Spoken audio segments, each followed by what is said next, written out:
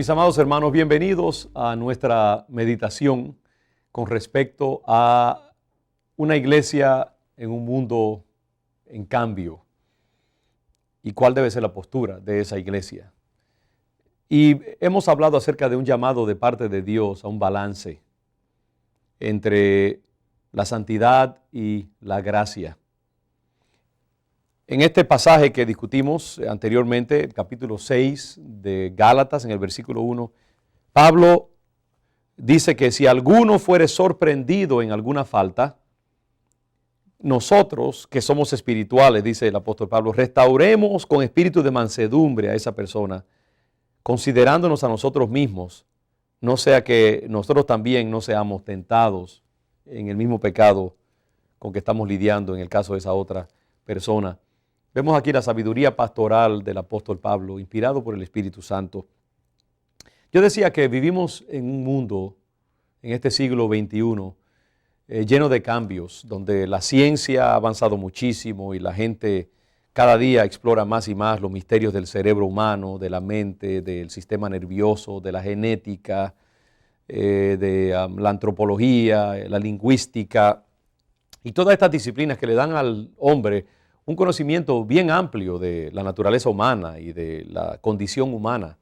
Y eso ha provocado de que esta cultura moderna se vaya muchas veces apartando más y más de Dios y de las cosas del Evangelio, porque siempre cuando el hombre gana más entendimiento y más conocimiento, surge el orgullo espiritual y el sentido de independencia de parte de Dios. Y ya la gente comienza entonces a ver la Biblia y las cosas del Evangelio en una forma crítica y racional. Y comienzan a cuestionar las cosas que dice la Escritura y comienzan entonces a permitirse una cantidad de libertades con los mandamientos de Dios y las enseñanzas de la palabra del Señor. No estamos en una sociedad cristiana ni cosa que se parezca. Todo lo contrario. Mucha gente hoy en día ve la iglesia con escepticismo y hasta con cinismo, ciertamente con mucha sospecha y desconfianza.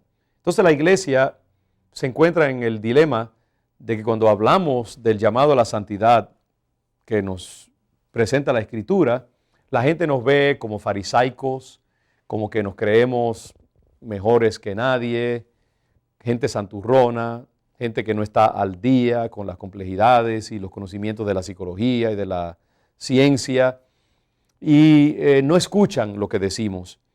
Y esto es un gran reto para la iglesia en el siglo XXI, donde Dios nos llama a ganarnos este mundo sin comprometer la palabra del Señor. Y para mí como pastor en mi propia iglesia y en esta sociedad súper desarrollada aquí en el estado de Massachusetts y en Nueva Inglaterra, en el noreste de Estados Unidos donde yo ministro, siempre es un reto para mí cómo encontrar el balance entre la gracia de Dios, presentar un evangelio complejo y sofisticado, pero que no comprometa las enseñanzas de la Escritura. Yo sé que en Latinoamérica y en otras partes del mundo donde ustedes me están viendo o leyendo estos programas, es lo mismo.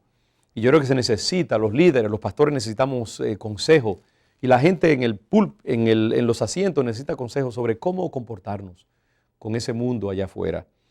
Y yo creo que cada día Dios me llama más y más a esa postura balanceada que yo veo en la Escritura, donde por una parte presentamos el llamado claro a la santidad y por otra parte también proveemos al mundo una postura gentil, amorosa, generosa, paciente, misericordiosa, que sabe que cuando la gente entra al Evangelio llega con heridas, deformaciones, adicciones, compulsividades de la mente, pecados sistémicos que se han pegado a ellos en una manera profunda y poderosa, y que no es tan fácil deshacerse de ellos simplemente porque uno entró al Evangelio. Ya se supone que seamos un dechado de virtudes y que estemos perfectamente santificados. Uno pensaría viendo la actitud de tantas iglesias, y no es así.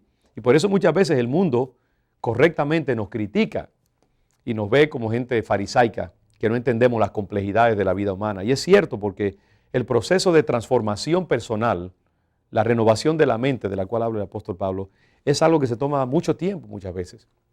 Y no podemos producir santos de la noche a la mañana. Es la jornada de toda una vida.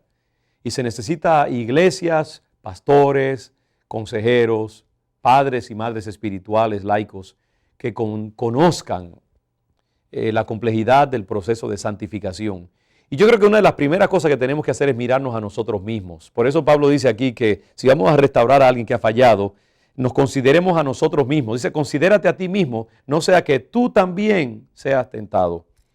A mí me ayuda como pastor en el proceso de la consejería y de la disciplina de la iglesia recordar que yo soy humano, mirarme a mí mismo primeramente, saber que yo lucho con mis propias tendencias pecaminosas y que yo mismo no he llegado ni por cerca al nivel de santidad que Dios espera de mí y que tengo que cada día volver a tomarme una píldora de santidad y pedirle al Señor que tenga misericordia de mí.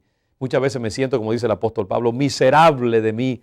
¿Quién me librará de este cuerpo de muerte? Así podemos decir muchos.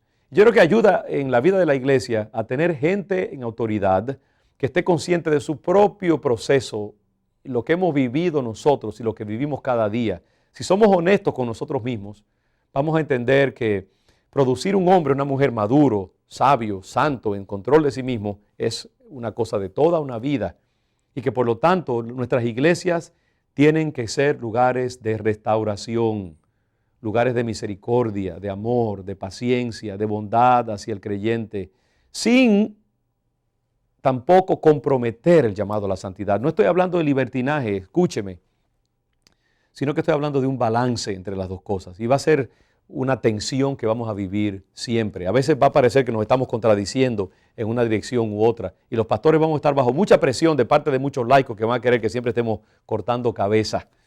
Pero tenemos que tener el valor moral para decir no. Queremos expresar el balance de Cristo Jesús en nuestro trato pastoral en la iglesia. Y yo creo que por eso es que es importante textos como este del apóstol Pablo. Continuaremos nuestra meditación muy pronto. Que el Señor les bendiga.